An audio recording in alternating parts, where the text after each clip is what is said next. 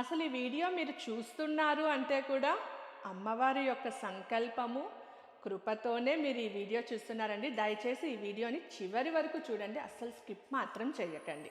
నమస్తే అండి. ఓం శ్రీ గురుభ్యో నమః. ఓం శ్రీ మాత్రే నమః. అందరూ చక్కగా ఉన్నారా? చాలా రోజుల క్రితం మనం లలితా సహస్రనామ భాష్యాన్ని ప్రారంభించాం.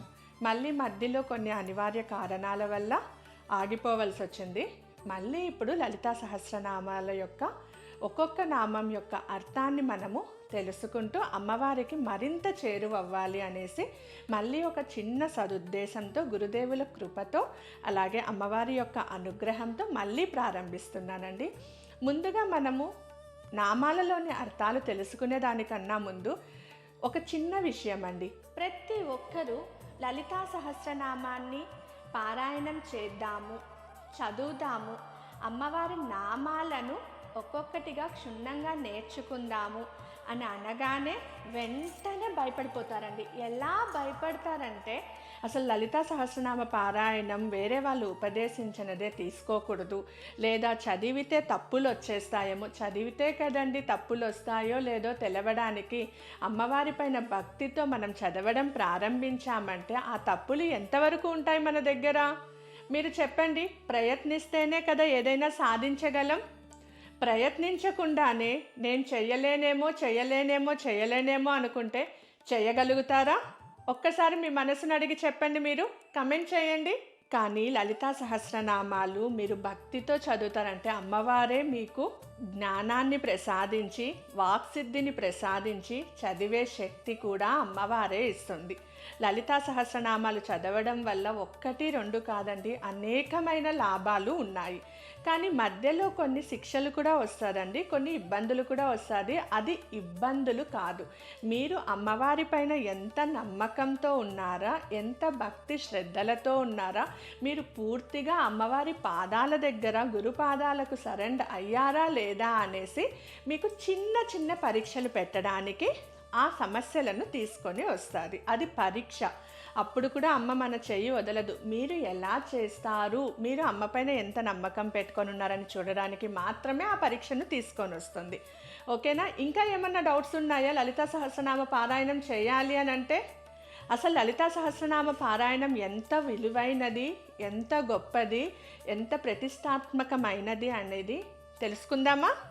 సిద్ధంగా ఉన్నారా? నిజంగా చెప్పాలంటే లలిత అమ్మవారు అందరి దగ్గరికి రాదు. ఎన్నో జన్మల సుకృతం ఉంటేనే, పూర్వజన్మలలో మీరు చేసిన మంచి పనుల ఆధారంగానే అమ్మవారి నామాలను మీరు చదవాలి అన్న ప్రేరేపణ మీలో కలిగించేది కూడా ఆ జగన్మాతనే.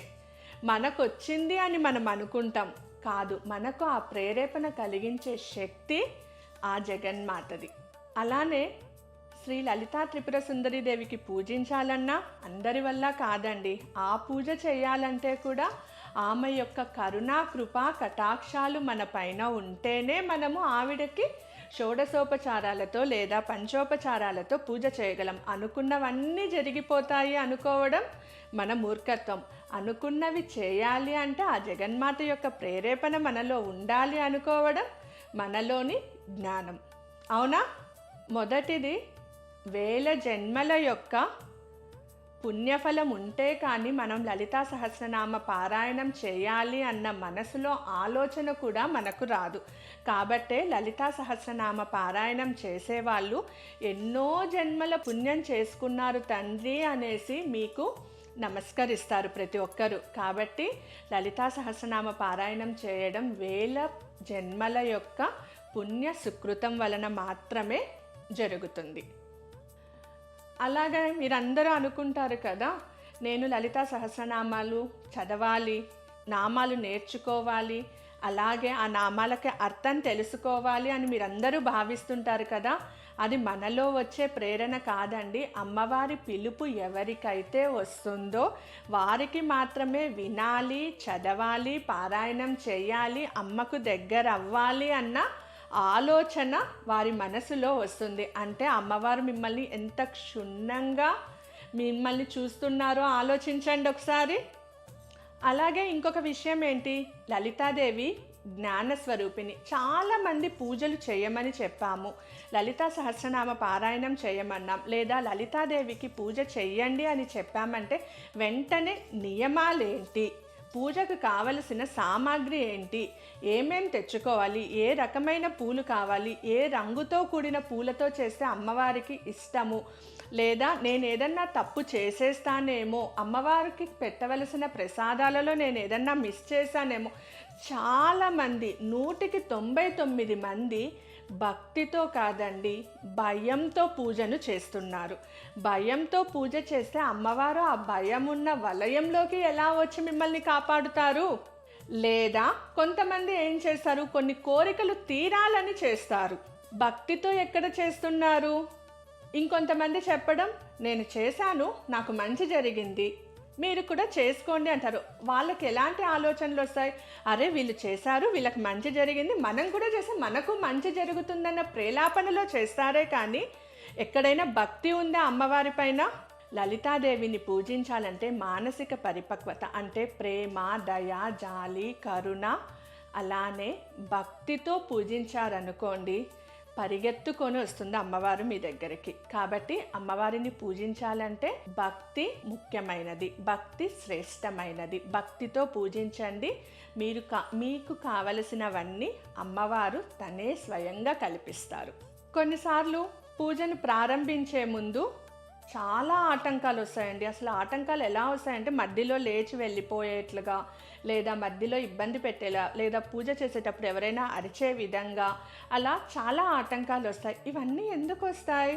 ఇవన్నీ మనకు అమ్మవారిస్తున్న పరీక్షలండి. అందుకే ముందుగా గురువుని నమస్కారం చేసుకొని, పెద్ద పూజలేం లేకపోయినా ఓం శ్రీ గురుభ్యో నమః, నేను ఇవాళ లలితాదేవి యొక్క పూజను చేస్తున్నాను, అమ్మవారి పాదాల దగ్గర నాకు స్థానానికి కల్పించుకోవడానికి నేను అమ్మవారిని పూజిస్తున్నాను, దయుంచి నాకు మీరు తోడుండండి, మీ అనుగ్రహాన్ని నాకు ప్రసాదించండి అని గురువుగారికి నమస్కారం చేసుకొని అప్పుడు మీరు భక్తి శ్రద్ధలతో అమ్మవారి పూజను చేశారంటే గురువు యొక్క అనుగ్రహంతో, కృపతో మనము అమ్మవారి దగ్గరికి ఖచ్చితంగా చేరగలం. అలానే ఇంకా అమ్మ అందరికీ తల్లి, దయగల తల్లి. కాబట్టి ప్రతిరోజు ఉదయాన్న లేవగానే ఓం ఐం హ్రీం శ్రీం శ్రీమాత్రే నమః, పెద్ద పెద్ద మంత్రాలు కూడా అవసరం లేదండి, భక్తితో శ్రీమాత్రే నమః, తల్లి నువ్వే నాకు తల్లి తండ్రి సర్వం నీవే అనేసి అమ్మవారికి సరెండర్ అయ్యామనుకోండి, ఖచ్చితంగా అమ్మవారు మనకు కరుణిస్తారు. అవునా కాదా మీరు చెప్పండి? మీలో చాలామంది లలితా సహస్రనామ పారాయణం సంవత్సరం 2 సంవత్సరాలుగా మన ఎస్జేఎంతో చేస్తున్నారు కదా, మీరందరూ ఎలా ఉన్నారు అన్న విషయాన్ని కమెంట్ చేసి చెప్పండి. అసలు ఈ వీడియో మీరు చూస్తున్నారు అంటే కూడా అమ్మవారి యొక్క సంకల్పము, కృపతోనే మీరు ఈ వీడియో చూస్తున్నారండి. దయచేసి ఈ వీడియోని చివరి వరకు చూడండి, అస్సలు స్కిప్ మాత్రం చేయకండి. ఓకేనా? అందరూ అమ్మవారిని భక్తి శ్రద్ధలతో పూజించి లలితా సహస్రనామ పారాయణం ప్రతి ఇంటిలోనూ ప్రతిరోజు జరుగుతూ అమ్మవారి యొక్క అనుగ్రహాన్ని ప్రతి ఒక్కరూ పొందాలి అని మనస్ఫూర్తిగా కోరుకుంటూ సెలవు తీసుకుంటున్నాను. సర్వేజన సుఖినో భవంతు. ఓం శ్రీ గురుభ్యో నమః. ఓం శ్రీ మాత్రే నమః.